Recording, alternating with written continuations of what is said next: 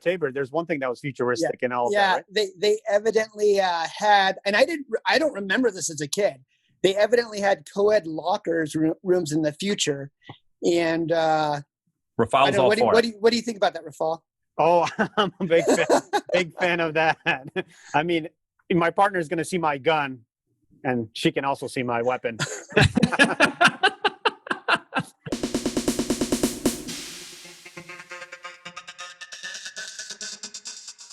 All right. Welcome to fuck. Just hit this shit. All right. Who's been drinking? You should have kept that in. You should have kept that in. Who's been drinking? All right. Welcome to Rewind Forward. This week, we're focusing on the Man of Steel. No, not Superman. The real Man of Steel, Robocop. Aaron? Nice shooting, son. What's your name? Murphy. Love me some Robocop. We're back with another episode. Joining me today is Aaron and Tabor, a.k.a. Murphy. I'd buy that for $1. The irony in all of this is you can purchase this movie on iTunes for 99 cents. So, yeah, we would buy it for $1. We did. You could buy it for $1, for real. Yeah, you can. All right, Aaron, let's go over the specs. Yeah, so some great stuff here. Our movie came out in 1987, and you can definitely tell it did. Peter Weller as Robocop, Nancy Allen as Robocop's partner, Ann Lewis. And then, pretty good. And then, of course, Ronnie Cox as Dick Jones. Gotta love the name. Kind of ironic there. And Cox had a solid run, right, Rafal? Oh, yeah. In the 80s and early 90s, we're looking at Beverly Hills Cop, Beverly Hills Cop 2. He also had Total Recall. Give him air. Go Hagen, That's right. Give him air. And he always plays like a senator or a president. He's like the waspiest, W-A-S-P, character you can imagine. So I don't blame him for taking these characters. He's a really, really good actor. Yeah, he definitely has that look, and that's quite a run right there. And we'll be talking about the director's run in just a minute, too. That was pretty good. And then, of course, we got Kurtwood Smith as Clarence, also known as the dad from that 70s show, but he is a really good bad guy in this movie. This movie was directed by Paul Verhoeven, and you just talked about the run that Ronnie Cox had. Check this out. Verhoeven, starting in 1987, did RoboCop. Then he went Total Recall, Basic Instinct, Showgirls, and Starship Troopers.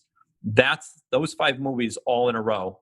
Pretty solid. There's a lot of podcasts coming up for us. Mm-hmm. And this we're is going to do another on one. Cooch and boobs. Like, we'll focus on the skin. Total Recall, Starship Troopers, and then in the middle, Basic Instinct and Showgirls. Not sure what was going on there, but a lot of TNA. I'm seeing a trend. Anyways. He's a Dutch director, so he loves him some cooch and titties. Yeah. I'll buy that for $1. Sorry. Oh man, Aaron, give us more info. Yeah, the movie was actually inspired when the writer saw the poster for Blade Runner, and they wanted to kind of dig deeper into what they were seeing there. So that was kind of cool. And then a couple of casting, they originally wanted to give this movie to Arnold. So that would have been weird, but I guess like they had to cover up the face most of the time, and Arnold wouldn't fit. Also, Rutger Hauer from Blade Runner and Michael Ironside, who was also in 2 other Verhoeven movies, were almost cast in this movie. It was filmed mostly, it was supposed to take place in Detroit, but filmed mostly in Dallas. And the RoboCop suit was designed by Rob Bottin, who also worked on the movie The Thing. And you could definitely tell, like, he also did Emil's body during that toxic acid scene when his, like, the flesh is when it's melting off of his body. You could tell the guy also worked on The Thing. So lots of blood and gore. This movie originally was supposed to get an X rating. So Verhoeven had to reduce the amount of blood and gore. So, yeah, keep that in mind next time you watch it. This was like the dumbed down version of it. It was supposed to be even more explicit than it was. Aaron, how old were you when you saw it? It came out in 87. I was 6. I was 6 or 7 years old when I first saw this movie. Yeah. So I think I saw this movie when it came out, which I would be 7 if you were 6. Yep. And believe it or not, there's a commercial for toys for kids for this movie. So it was like not kind just of one like, commercial. I think there were quite a few. right. So they were kind of like, I guess kids are going to watch it. And I watched it today. It was like,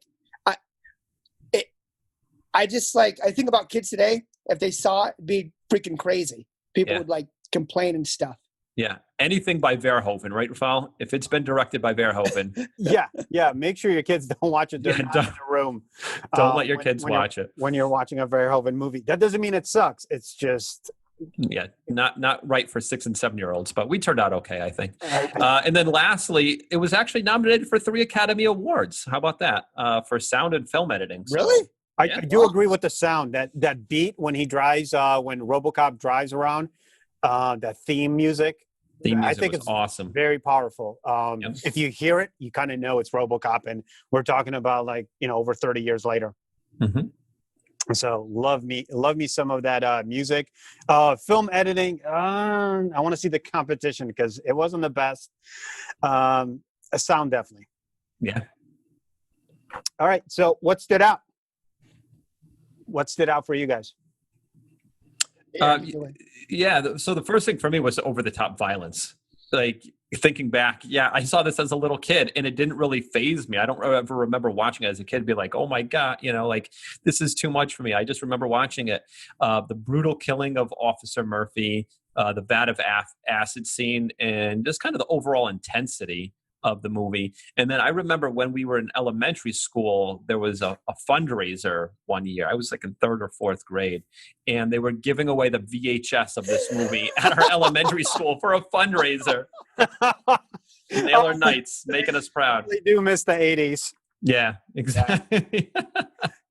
What I remember is the crappy CGI. So actually, there isn't CGI; it's stop motion, and it's pretty bad. It doesn't hold up well.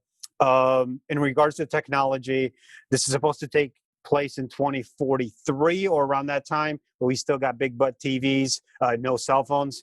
That being said, every TV set has an input for a USB, which Robocop uses his spike to gather information or play something.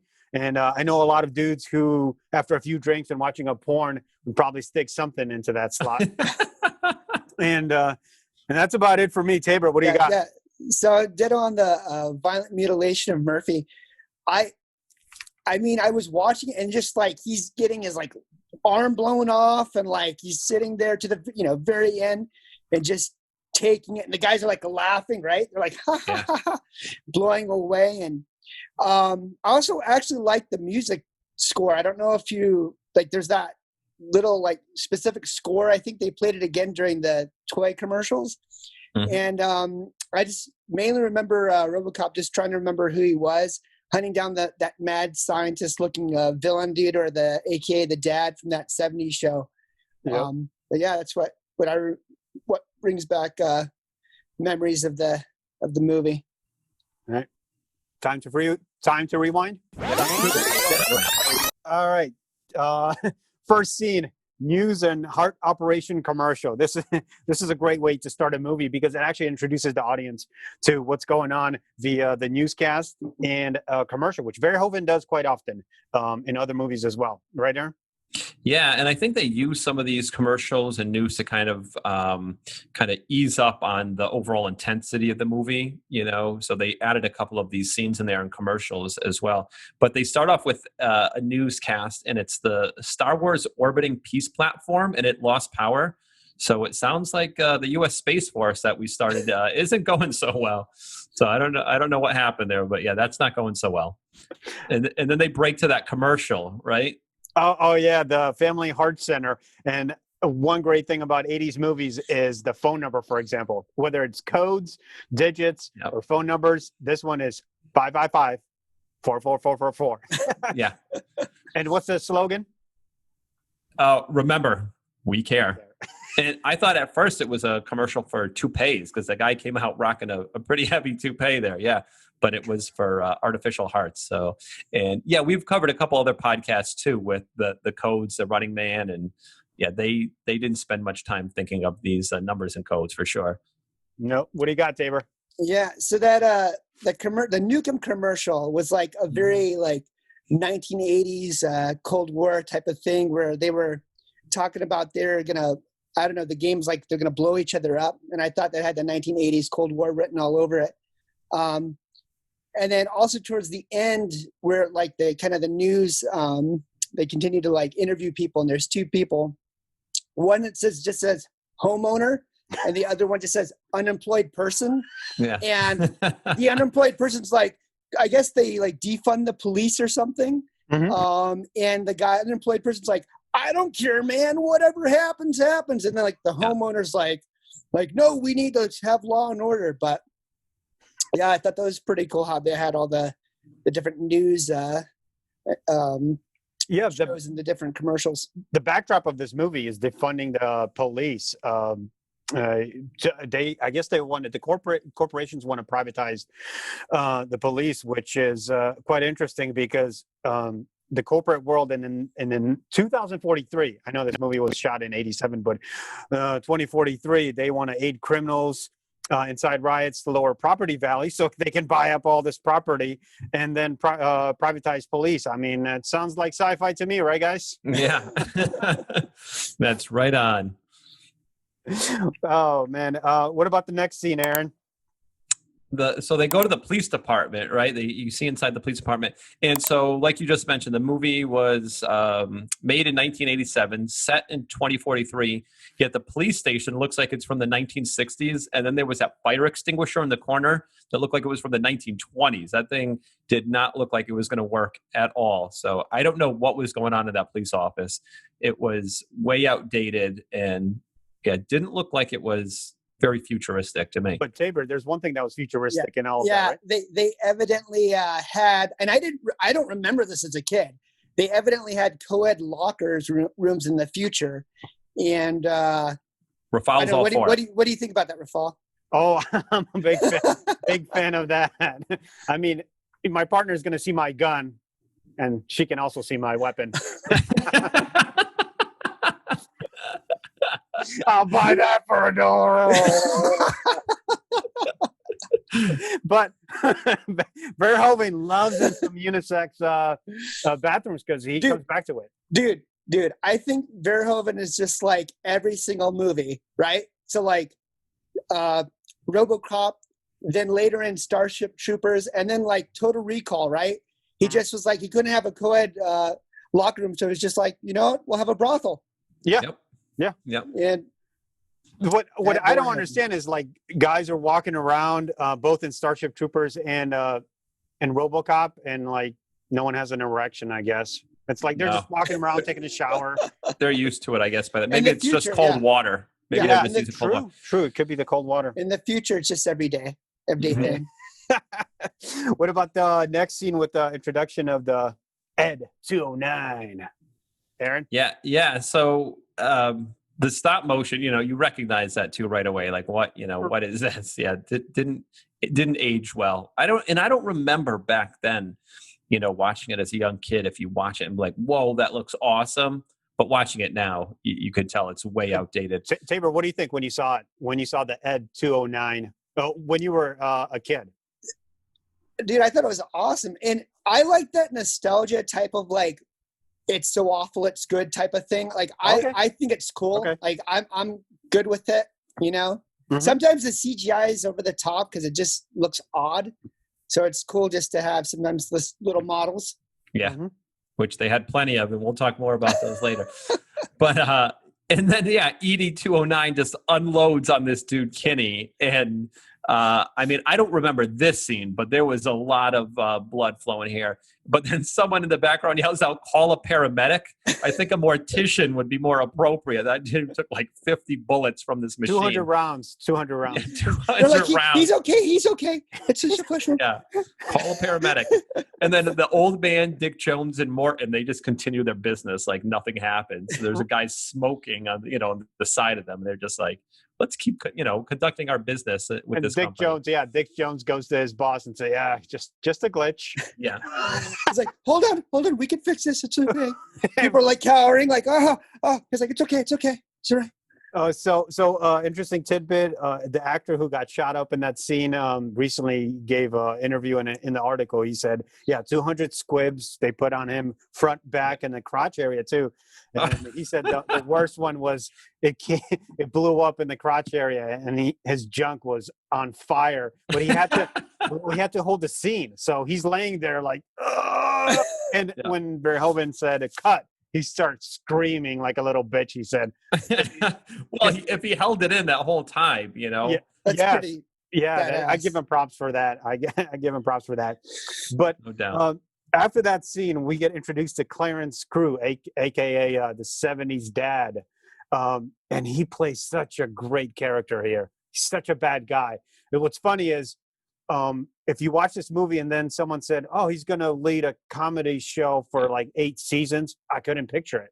Yeah. No, I can, obviously, because that '70s show. But he pulled this out of his ass, I guess, because he's so good. It's almost more creepy that he's just like kind of this normal-looking guy, but like he's so psychopathic, heartless, very heartless. And he has some famous lines there when we're introduced to him, right, Aaron? Yeah. So, what was the "Can you fly, Bobby"? That was a great line, and that's when you're kind of introduced to him and how bad of a guy he is. He's taking one of his own crew and just tossing him out the window. Mm-hmm. But I want to go back to Murphy, because before the scene even starts, him and his partner Lewis, they're just kind of getting introduced to each other. They stop off for some coffee, and definitely a little sexual tension between Murphy and Lewis. Right? Did you guys see that? Oh yeah, there was definitely some tension. I'm just disappointed that Murphy didn't hit it and quit it at least once, because the old saying, "Use it or lose it." Well, Murphy does lose it. There's like no bulge in the crotch area. It just Lorena Bobbitt style. They cut it off, I guess. Poor Murphy. Poor Murphy. Poor Murphy. He got it bad. For sure. And then, going back to Clarence, too, I mean, you were talking about what a good bad guy he is. He reminds me, too, and I think we mentioned this in one of our other podcasts, was John Lithgow from Third Rock from the Sun. And you just remember that show, like, and how funny he was and how hysterical. And then you look at Cliffhanger and what a great bad guy he plays. And that's a little bit, in this sense, you think about, Clarence and what a good bad guy he is. Yeah, and then he also plays that kind of like silly dad and on that '70s show. But definitely a great bad guy. And one of the things that gets me here is that they call the 211 in, and Murphy and Lewis are hot on their trail, and they call for backup, right? And there's no backup around. But earlier they mentioned in the newscast that this guy killed 31 police officers. So I'm sure the whole state would be sending in police officers if, like, all right, we got this guy, So I don't know about the whole it is backup Detroit thing. Though. So no one's busy. They're busy. Detroit's busy. 31. Detroit's busy. So they do corner Lewis and Murphy into that warehouse. And now there's that famous scene with the arm. I mean, seriously, that is brutal. That is brutal. Yeah, and even before we get to that, because Lewis and Murphy could have had them, right? Because Lewis had that one guy cornered while he was taking a piss. And he turns around to zip up, and he's asked, "Do you mind if I zip up?" And she had him, but she had to sneak a peek at it. You see her look down, and then he gets the the gun out of her hand. They have the co-ed locker rooms. You thought she would have seen enough of those by now, but she just had to sneak a peek, and then that was it. Tall black man, maybe that's what she was missing. Curiosity. He works with a 9mm. He was packing a Magnum. That was a great scene, and that's the guy that keeps laughing all the time, right? Laughing all the time. Coke. Gotta be all the coke. It has to be. Cocaina. Yeah, in the movie and on the set too.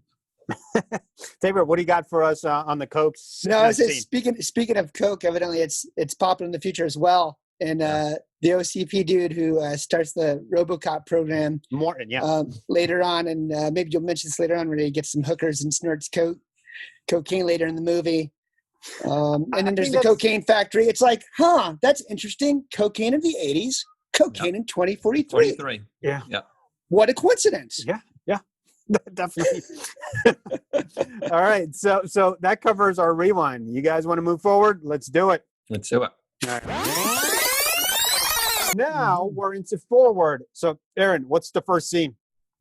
Yeah, so you see RoboCop being created and being introduced and all that stuff, and after he comes out of surgery, they couldn't save him, and they're adding all of these parts to him, and then at one point, RoboCop Morton says to remove his left arm, but when they bring in or to move, like he needed to put a left arm in, but when they bring it in, it's actually another right arm. So RoboCop should have two right arms from what they were saying. And I'm just like, I thought about that for a little bit, and like, how hard would that be if you had two right arms, like playing sports, firing a gun if you're a police officer? Anything else you could think of that might be hard to do if I with two right? Nope, I'm going to stay away from that one. No, I can't think of anything. Yeah, two right arms. So I don't know what happened. No, we're not going to go there. Oh, sorry. Now, during this whole process, they introduce a GPS tracker, right, Aaron? And that thing can't locate shit, man. That was awful. It's like a little handheld device, and the lines are already there. With lines for the streets. Street names. So it's like limited to one little section and a little red button beeping on it. Yeah, you're not finding. I'm pretty sure the same one was used for Total Recall when they're. Remember, Arnold has the big bulb up his nose. Yeah, the bug in his nose. Yeah, and then they're folling him. I think with the same GPS. So probably the same one. Yeah, same one. The props were the same. Also, his digestive system, right, Aaron? Yeah, they mentioned he's got a digestive system. So 2 questions for me, right? Is one, how does he drop a deuce? Because it never comes up. And then does he use the three seashell system?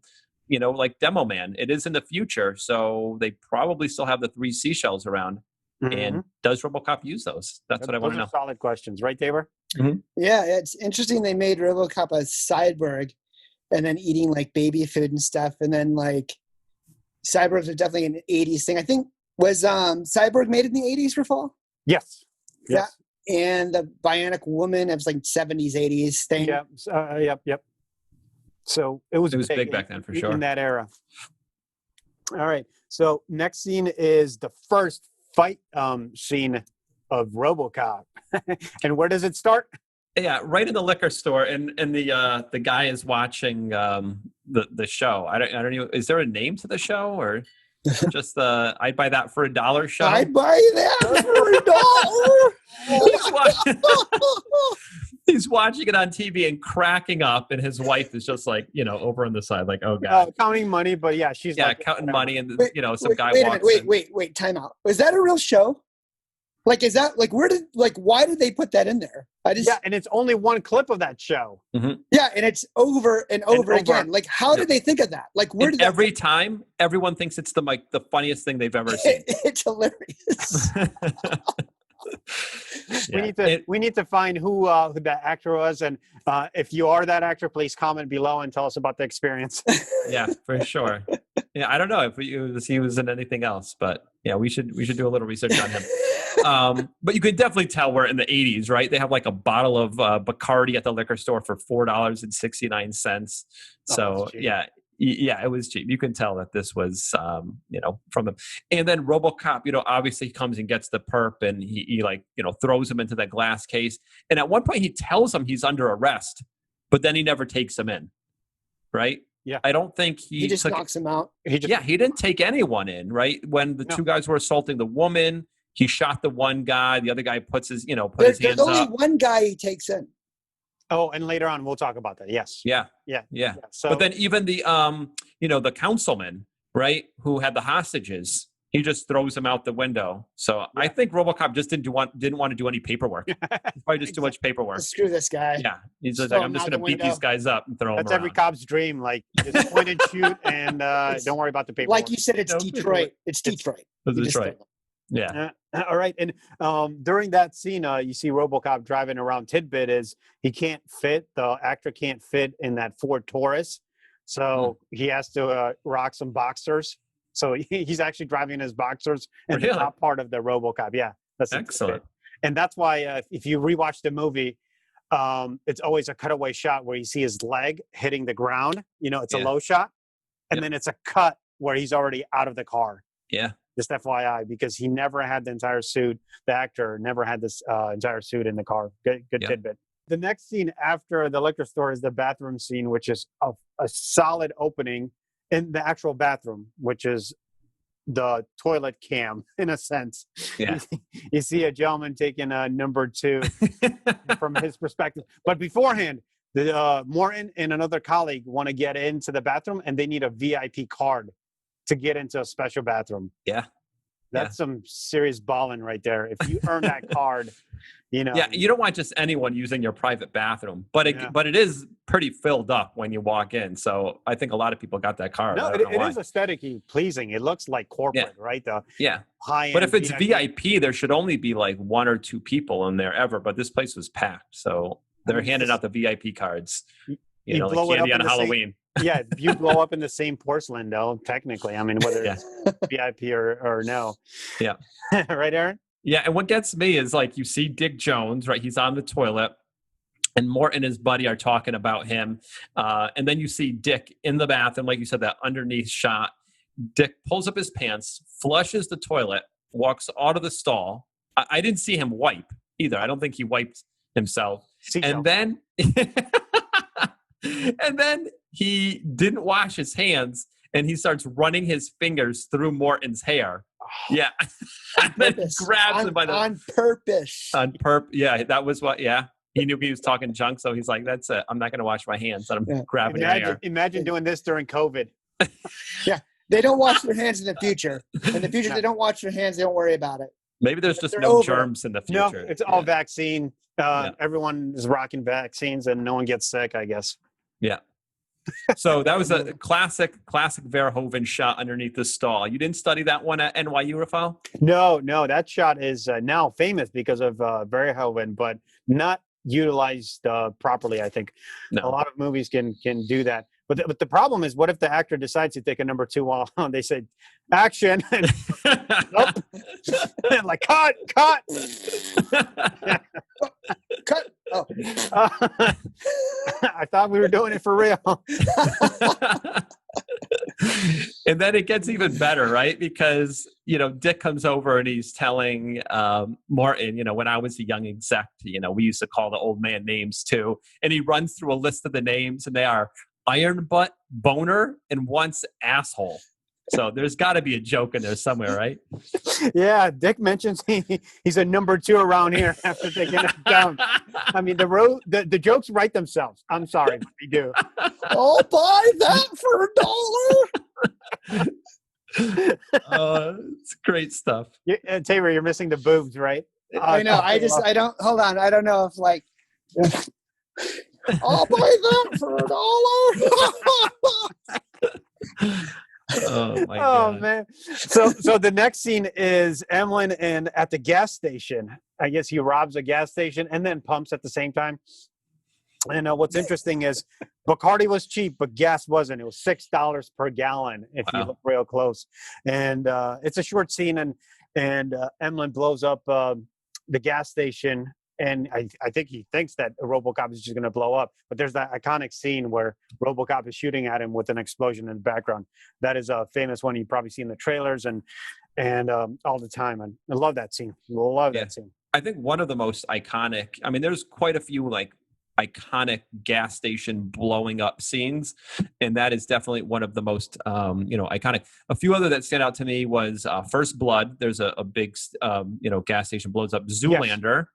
Right. Yes. Point Break. I don't know if that's actual, like that's when he uses the nozzle as like as a flamethrower. So I don't know if that counts. And then the movie Bumblebee. I don't know if you saw that one. That was actually pretty good. Came out recently, and coincidentally that took place in 1987. So I didn't know that. Yeah. I might have to check that out. That might be another movie for us, right? Yeah. So the next scene is the nightclub, which just like every other action 80s movie, there's a nut shot. You got to love it. It's by Ray Weiss or Leon, and he tries to kick Robocop in the nuts. Like, first of all, there's no bulge to begin with, and it's metal. What do you think is going to happen? Big mistake. Yeah, and I think that's probably where that sound editing Academy Award nomination came in, because you hear that clank, Clank. that big clank sound. I mean, I think that must have put put it over the top for the Academy, like this movie right here.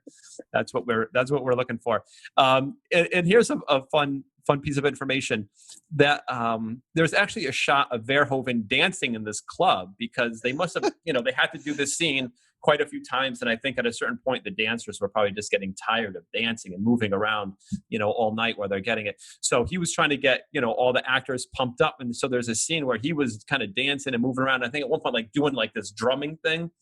And he didn't even know it was in there. But later on, the cameraman did a quick cut and you see him doing this. And when he was going through editing the film, there he was in the shot, and it made the final cut. So he actually made it in the movie in that scene. I did not know that. Yeah. Yeah, I could just see Verhoeven just doing like lines of coke and just like getting dancers and dancing around in the nightclub. Yeah. And he's like, wait a minute, I'm supposed to be directing a movie.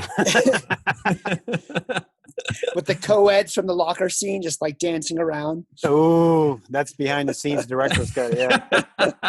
That's why it was X-rated. Exactly. That's why it was X-rated.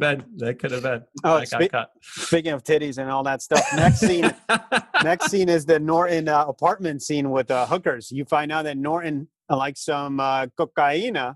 Yeah. And he likes women. Who doesn't, right? Yeah, that's the way to celebrate, if you're a corporate.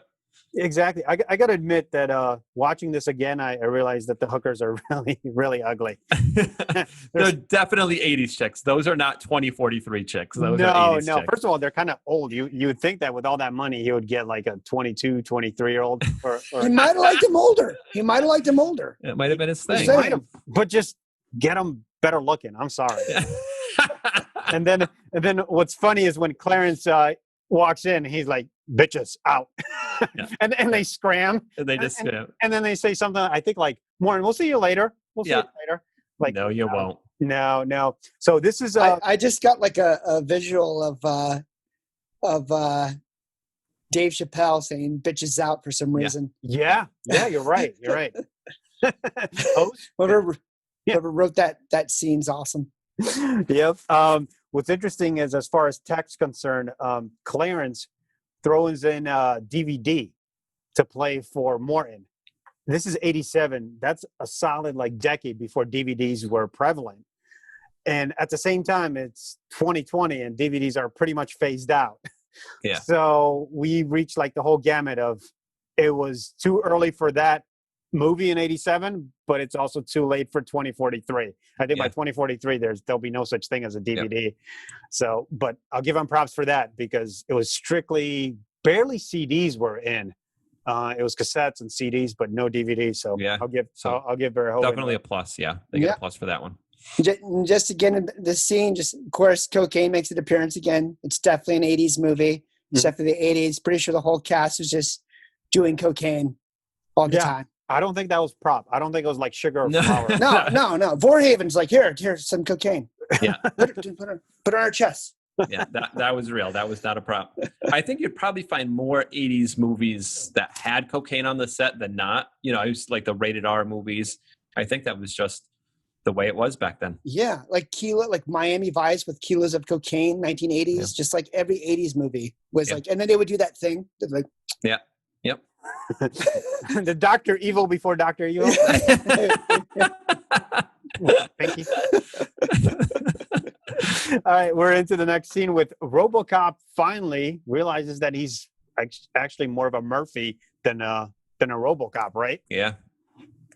Yeah, he goes into the police station, puts in the USB port and starts finding out all that information. Yep. That he's got, this past history and this memory. And I think that's where he finds Clarence too, right? He kind of tracks down who it was that killed him. And the flashbacks keep coming in. Yeah, the flashbacks. So that was a solid scene, which leads to the Coke factory. Surprise, surprise. My favorite. We just left the Coke factory at Morton's house, and now we're going to another Coke factory. I'm seeing a trend here. A lot of white powder. A tidbit with the Coke factory scene is the guns kept on malfunctioning, the props, and they kept jamming and malfunctioning. So that's why the cuts are so quick. You see them just go from one shot to another, mainly because they didn't have the footage for it. And it's Wow. so typical 80s, like just blows up. They're always shooting from the hip. In the 80s. Always. They never like bring it properly. They're just like always just like spraying from the hip. Right. And one scene that I always remember, I think my dad walked in when I was watching this, when Robocop says, "You're all under arrest," and this Asian guy goes, "Fuck you." You know, I was young at the time. I think I was 10 or something. Yeah. And he's like, "What are you watching?" Yeah, that and the time he found the Tupac CD in your car too, right? What was it? Oh, it was a cassette, actually. I think it was. Oh, it was a cassette. Hit him up. Hit him up. Yeah, that's right. Yeah, he got in the van and started blasting. Hit him up. That's another story. All right. Our next scene is the OCP garage scene, right, Aaron? Yeah, and this is kind of, where the scene where Dick and Clarence are talking, with each other, and Dick tells Clarence that he's got to get rid of Robocop. He doesn't want to do it, but then Dick insinuates, well, we got this new city coming in, and if you want to lead all this organized crime, then you need to do this favor for me. And he tells him about all the drugs that are going to be there, the gambling and the prostitution. And the very next line, he says, "It's virgin territory." I don't think those things go together. Prostitution and virgin territory doesn't mix. And then Clarence asks Dick, "Do you have anything military?" And what does Dick say? Yeah, we practically are the military. We are the military. Yeah, and those are some and the guns. funny thing, that's where he gets all the guns. The funny thing here too is once he kind of finds out he's going to lead all this organized crime, his Clarence changes Dick's name from Dick to Richard. So like when he's like, "Oh yeah," so you're okay, Richard. So he doesn't call him Dick at that point. A quick tidbit in regards to that scene: the Clarence and the secretary. In real life, they're married. He's like trying to hit on her and says, "Hey, you want to meet after? Get a drink?" And no, he specifically says, "Maybe you can see if you can fit me in." Oh yeah. Like he puts like gum on. Yeah, I never caught that as a kid. I didn't know. I was just like, he wants to talk to her after. I didn't catch that until last time I watched, which is last week. Yeah, exactly. But in real life, they got married. The line works. It worked. It worked. If I was married, for all you single guys out there right now, you could try that line. fit me in. Now the next scene is the riots in Old Detroit, which is interesting because we always go back to the same scene. Oh, buy that for $1, right? Yeah, Emil's sitting there like in a drunken stupor. He's drinking a bottle of Jack Daniels and just watching the show. And at one point, he wants to turn the TV up, so he takes a almost full bottle of Jack Daniels. Oh, it was cheap. Throws it. What's that? It was probably cheap back then. It was cheap. You're right. It was only a couple bucks anyway. It was like $1. He throws it through the glass window so he could turn the TV up a little bit louder. But he also has a crowbar right next to him. Like, don't throw the bottle of liquor. And TV still you had to crank for audio. Yeah. Interesting. And definitely an 80s TV. Definitely 80s. Now, when Clarence shows up and gives them guns, they blow up, I think it was Leon's car, maybe not. The car he just stole. Yeah, one of the cars he stole, which was a 6000 SUX. Yeah, that sucks. It sucks. It sucks. The story behind it is Ford paid a lot of money for the Ford Taurus for Robocop to ride that and the police force. So they made fun of GM because that's an Oldsmobile car, actually, in reality. Nice. And in one of the commercials, it says like, buy it. It gets 8 miles to the gallon. That's the one with the dinosaur, right? Yeah, that's the one with the dinosaur. Yeah. Yeah. I don't know which one was worse, the dinosaur or the Ed 209 with the stop motion. Yeah, those are pretty bad. Now, after they're done with the car, unfortunately, they have to blow up one building. What is it? Yeah, the strip club. Makes no sense. Why blow up the strip club?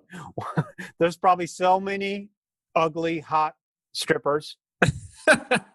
There's just so many other things to blow up down there too. They're probably attractive, but in an 80s way. So they're probably ugly. Yeah. But then they had to blow it up. Maybe they were doing us a favor after seeing that Coke scene with Morton. Maybe they're doing us a favor. They were helping us out. Now, here's something too. When they blew that, and if you rewatch that scene, you can tell like there was a real force. Like that was a huge explosion, and you could tell the actors weren't ready for it, and it actually blows glass and shrapnel into one of or into a couple of their faces, and Clarence's coat actually gets set on fire during that scene. And they actually got paid because afterwards Verhoeven didn't realize like they loaded that building up with explosives, didn't realize it was going to blow up that much. So they actually gave the actors stunt pay too, which was like an extra $300 or $400. So, you know, for their troubles, the shrapnel in their face. Forget the dollar. It's the 300, 400 thereafter. Back in the 80s, you had to do stuff like that. Take shrapnel. Take shrapnel to the You face had to for an work extra for your $300. money. That's right. Yep. But the actors got stunt pay for that too. So yeah. So next scene is the old steel mill. Actually, a good chunk of the movie takes place in steel mills or factories, old factories. So, Aaron, what do you got here? Yeah. So once they head back in there, Lewis brings the drill and they undo his mask. And the first thing I notice is he's still got the bullet lodged in his head. Yep. Like the doctors didn't take that out. What in the world? And, then he's doing his target practice and he's trying to aim at the baby food. But his partner, Lewis, is sound asleep right next to him. His targeting system is off and he's shooting in her general direction. So that was a dick move, Robocop.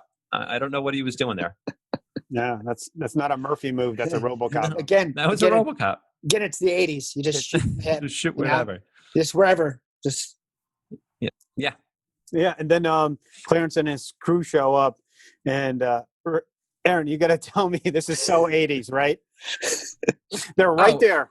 Yeah, they're all right there. Robocop's got a clean shot, right? These are the guys that ruined his life. He's got a clean shot. And first of all, he tosses like, a piece of metal so they turn around. He could have taken all four of them out right there, but he says, looking for me? And of course, they all turn around and start, Yeah. He kills one of them, but then, the other guys start firing away. So, but unfortunately, Emil dies. Emil dies in a iconic way, actually. That is a scene you never forget. And I'm sure we all remember that scene as kids watching that scene. Definitely some of the thing in there. But Emil gets it pretty good. But at least the acid takes care of his receding hairline. So that's one positive. Pre-Rogaine days. So what's funny is like he's like, help me. I think he went to Leon. Help me. He's like, get away from me, man. So they weren't really a clique. This was strictly like every man. All psychopaths. At that point, yeah. All psychopaths. If your skin is hanging off of your body, then it's every man for himself at that point. Yeah, exactly. Now, after that, we move into the final scene, which is the scene with Dick Jones. When Robocop comes in, takes care of ED 209 right off the bat, and then gets into the office during a meeting, right? He didn't have an appointment.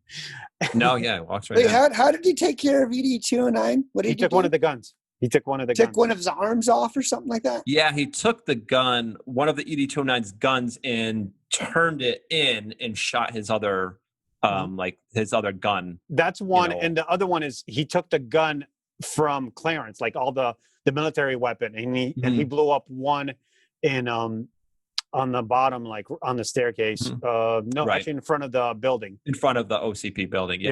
Yeah, he blew. And I mean, just quickly while we're on that, going back to the other scene where the ED-209 falls down the stairs. Remember that was earlier where it tries to get him and it falls down the stairs, and then it's like starts screaming. It's like screeching. That was interesting for a robot to. Yeah. Insider tidbit. It's a pig. They used a soundtrack from a pig.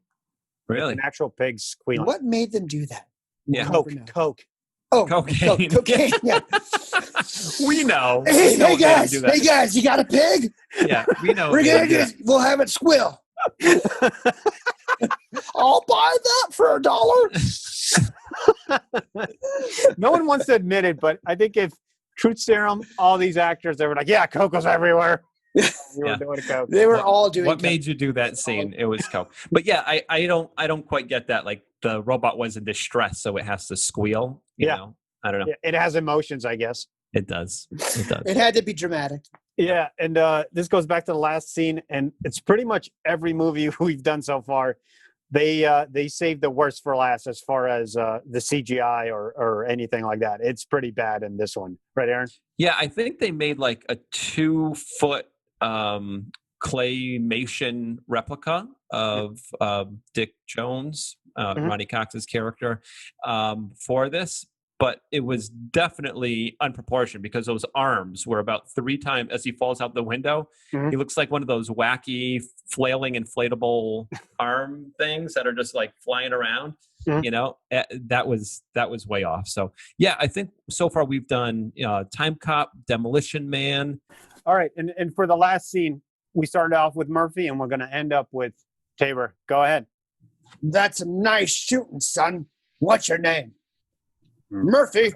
And that's the line Tabor and I used to use all the time when when we were kids in school. It was Tabor David Murphy. Yeah, Murphy. Yeah, and then it became Murphy Design. Yeah, awesome. Now, next is the guessing game. Aaron, what do you got for us? All right. So, in Robocop, the baby food played a big role because that was his sustenance and his realigning. Shit, I know where you're going with this. I hate you for this. What is the name of the baby food? No, damn it. It shows it when he is Gerber? Is it Gerber? firing. No, it's not a Gerber. It's not Gerber. Shit. No, I don't think it's a real. You don't know? No, I'm gonna pass on this because I can't even imagine it. I can see the baby's face, and that's about You could see the big baby face, and then on the side and the 2 sides it says "Baby Made." Baby Made. So that's the name? That's the name. Baby Made. Yep. Oh. Baby Made baby food. Yep. Yeah. All right. That's a good one. Baby Tabor. Made. Tabor, what do you got for us? Let's see here. There's a 1989 movie that the actor, is it Willer? What's the guy's Weller. name? Peter Weller. Yeah. Weller. Mhm. Yep. That was pretty popular in 1989 about deep sea exploration, I think. Do you remember what that movie was? Oh, that's earlier than Abyss. An American deep sea mining colony stumbles upon a sunken Soviet vessel in 89, hiding right? a horrific secret. Shoot. I'm drawing a blank. Shit. I can see the DVD/VHS. It was kind of like a big, at the time it was you would rent it from the VCR. Yeah, and I just remember I could see his face, but I just remember that's the guy from RoboCop. Right. You know? Right. But I couldn't tell you what the name of it was. No. Leviathan. Oh, nice. Yeah. That's a good one. Damn. Nice. You guys got me on that one. Yep. All right, what's yours?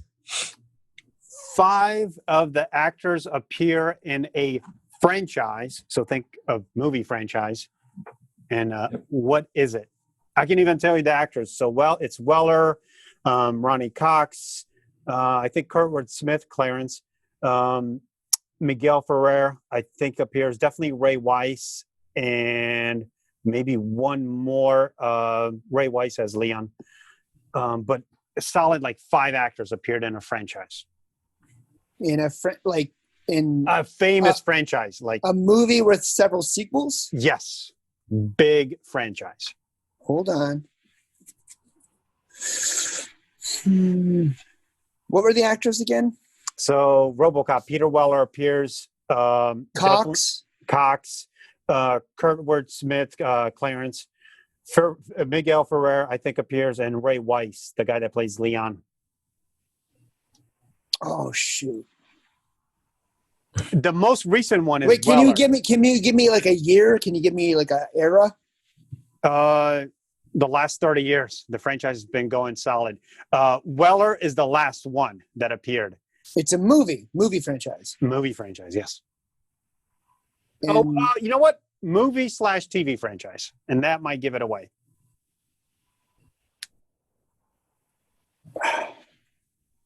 I'm thinking, like superhero movies, but going back. You can't give like a year? It's still going on now? It's still going on. Was it Superman? No. It's still going on? What the heck? That's a great question. Hold on. And all those guys are in it. Whether it's in the movie or the TV, yeah, but it's a huge franchise. Oh, in its TV series? TV and movie. I don't know, dude. All right. Star Trek. Really? Weller in the J.J. Abrams. Weller is the bad guy in the most recent one, I think. Not maybe the most recent, but he's a captain that's tries to destroy the Enterprise. He's Robocop. Weller is in Star Trek. Yeah. Type in Weller and Star Trek, and it'll show up. I'm looking at his filmography right now. Yeah, he's there. Trust me. He's all right. And nice. Ronnie Cox plays like a captain in one of the episodes. Miguel and Ray Weiss, I think some of the old school Star Trek movies. There was like a shitload of them in the 80s and 90s. So, yeah. But I thought Weller would give it away because he was one of the main characters in one of the last Star Trek movies. Yeah, I didn't see that, but that was great. Great questions. All right, great questions. All right, final grade. Aaron, what do you got? Yeah, not doing too well here for RoboCop. We got the GPS was weak. The cars were totally from the 80s and not 2043. The rundown cities didn't look futuristic at all. Maybe like the interior of some of the homes were a little bit. And then when they stopped off for coffee at one point too, they were supposed to have these futuristic cups, but they were just like a white little plastic cup that he threw out anyway, that Murphy threw out. I'm going C- here. On the tech, C- on the tech. Technology, accuracy. The prediction. only thing, yeah, they didn't really predict much. Maybe with some of the commercials, they talked about the the Star Wars Space Force, but they didn't really predict much. The technology was pretty bad. And, maybe just kind of like the privatization of some of the government, the government was, privatized. They talked about military, the police, I think, prison systems and their space travel, privatizing some of those, I think maybe a little bit accurate, but I'm going C- overall because the overall look felt like an 80s movie and not a futuristic movie. I love the movie. When it comes to technology, accuracy, and prediction, I'm going C- for this one. Tabor, what do you got? Well, he had face recognition, right? Like he could recognize faces. That's like a thing today. Mm-hmm. What else? I guess the GPS thing was, there's such a thing, but there does not seem like the GPS we have today. There's no cell phones. There's no other technology. Great movie, epic movie. But it's, maybe C+. Okay. Yeah. Then I guess I'm going to go down the middle. I was debating C-, C for me. Wait, what? Oh, go ahead. I'm sorry. So for me, for example, the virtual home tours, we're pretty dead on. We're getting there as far as you walk into a house and there's a monitor explaining everything in the room. So that's dead on. The GPS, while it's prevalent, it was way off in regards to the aesthetics of it. What else? The guns. You would think that the guns would be better by 2043. They were using the same old guns, right? There's still a trigger. Yeah. Still a trigger. What else? DVDs made an appearance, but at the same time they're becoming obsolete. So I'll give them credit for that. That's why I'm going for a C. Yep. I was just gonna say if we get cyborgs and Neuralink becomes a thing with Elon Musk, then maybe we might jack up the grade. Jack up the grade. Yeah. Yeah. So yeah, I'll bring mine up. I'll bring mine up a little bit. If there's a president that makes a deal with Elon Musk to go to space, then it will jump up to like a B. Mm-hmm. But that's feasible. That's feasible. Any last words? Just what a classic director Verhoeven was, to spend some time with this movie and learn a little bit more about Verhoeven, and maybe we're going to be doing another one of his movies coming up soon. But yeah, learning a little bit more about Verhoeven and kind of an interesting character, that he was, and made some great movies. Taylor? So I actually did not know until you guys told me previously that is it Verhoeven? Yeah. He's Dutch, you said? Dutch. That he made Robocop, that he made all these. I knew like Total Recall, Yep. But I love all of his movies. I think, Total Recall is one of my favorite movies. I almost think it's like a masterpiece. Maybe I'm a bit too nerdy with that, but no, you're not. But yeah, I'm really, and then Starship Troopers, and I'm really impressed with his movies. I think they're awesome. Oh, and also when you were like in 6th or 7th grade and someone gave you a Basic Instinct VHS tape, you would watch. So I watched that at my house. I think Aaron might have been over. You might have been over. Yeah. But, How old were we? We were just on Skinamax or HBO. Yeah. I think I watched it with my stepdad. I think he was just watching it. That's just how you did things back then. You kind of were like, okay, he knows, whatever. They, didn't have to get like. Unfortunately, we don't have a podcast to deal with movies like that. We kind of focus on the sci-fi, but maybe later on we can offshoot like into something else. Yeah. Do some more Verhoeven classics. Yeah, exactly. All right, guys. Nice job. Great work. Yeah. Nice being on. Thanks for having me. Thanks for watching. Like and subscribe. Check out one of our other videos. And don't forget to comment below. We want to hear from you.